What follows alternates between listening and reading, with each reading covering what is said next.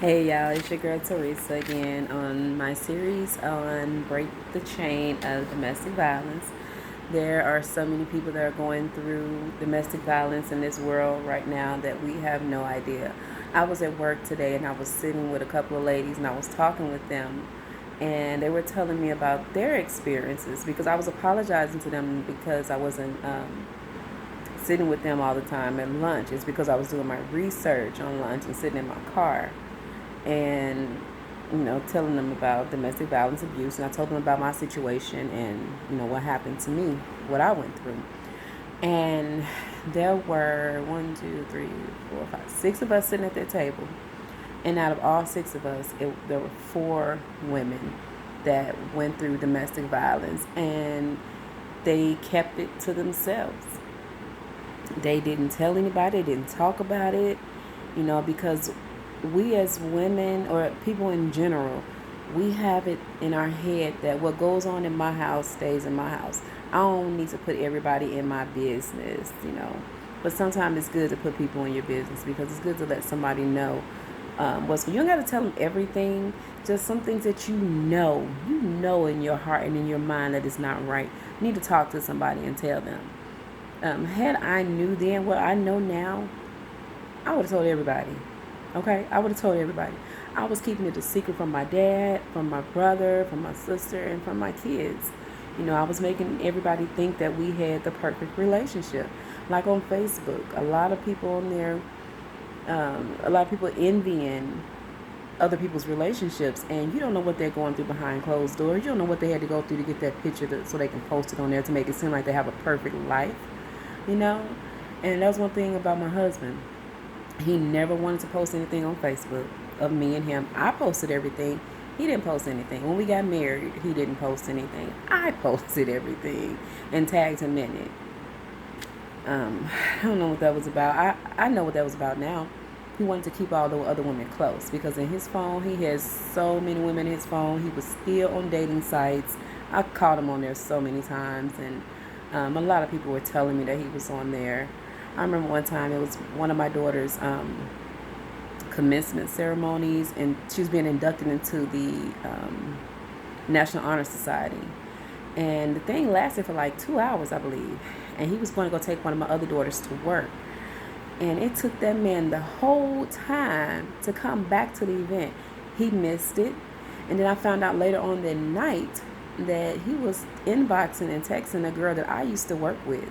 And the girl sent me the messages and she told me about it. And of course, him being a narcissistic sociopath, he lied about the whole thing. No, that wasn't me. And if that was your friend, if she's so much of a friend, why would she want to tell you something like that? Why would she want to tell me something like that? Why would she want to hurt you? Why would she want to hurt me? Or why would you want to hurt me? That's the question. Why would you want to hurt me if you claim to love me? But, hey, that's what he did. In front of people, everybody thought this man was the perfect man for me. He was handsome, he was smart, he was intelligent, he was the man. Everybody loved him. But behind closed doors, sometimes he can be a real monster.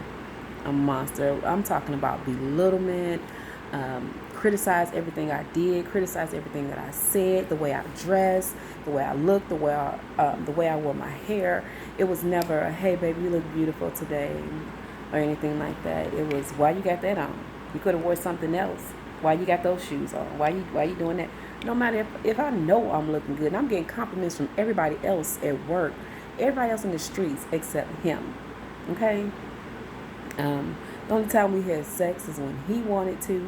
When I wanted to, it was always, I don't feel like I don't want to, or why we gotta have sex? Sex ain't the only thing, and da da da. But then, when I didn't initiate sex, then it was a problem. Why I always gotta initiate sex? You not see, it was the mind games that he was playing too. Why I gotta always initiate sex? You can initiate it sometime, but every single time when I tried to initiate sex with him, he didn't want to do it. He didn't want to do it. I mean, this man was still on, he was watching porn all the time, but he wouldn't watch it with me. I would have watched it with him. He didn't want to watch it with me. He wanted to watch it by himself.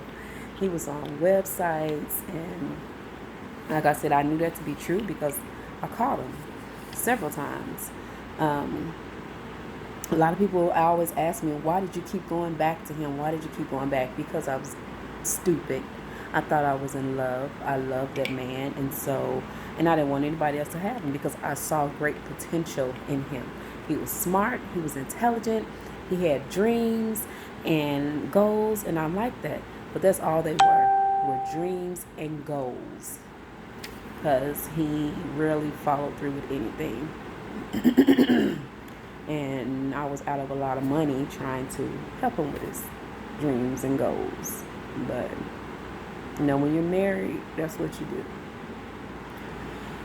My next video, I'm going to put a video up of us when we got married.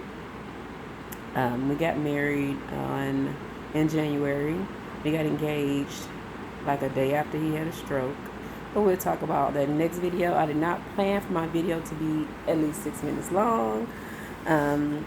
But I'm just giving you insights and give you a little view of my life in an abusive relationship and living with a narcissistic sociopath. It was not fun. If you're in one, get out. You can't change them. They're not going to change. He's been this way for years. I found out. Talked to 2 of his previous girlfriends before, finally, because at first I've never talked to any of them. He would never tell me anything about anybody. Found out he got a child in Oklahoma. Well, so I hear. I don't know if it's true or not, but yeah. Found out he had a child in Oklahoma. So, but anyway, but yeah. So that's all for tonight. You guys have a fantabulous night. Be blessed. Like, share, comment. Some of you are probably like, why is she still talking about it? Why she's dwelling on it? I'm not dwelling on it. I'm not dwelling on the past. I'm just telling y'all my experiences, what I went through, and hopefully I can help somebody so they won't go through the same thing. So, again, like I said, this is Teresa. You guys have a fantabulous night. I love you, and thank you, and thank you, and thank you. And I thank God for helping me with my situation. So, be blessed. It's Teresa.